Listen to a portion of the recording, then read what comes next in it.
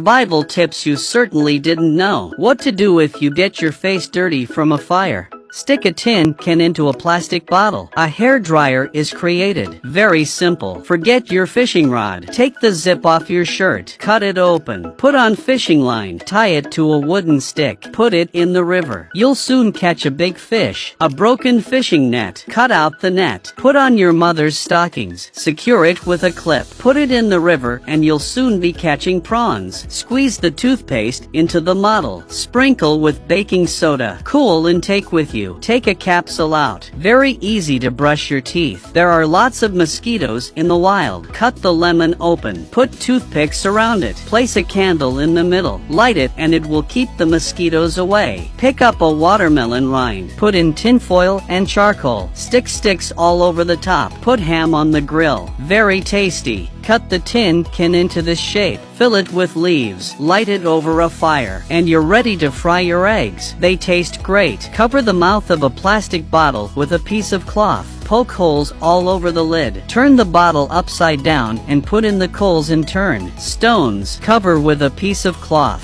Pour the effluent down. It soon filters out clean water.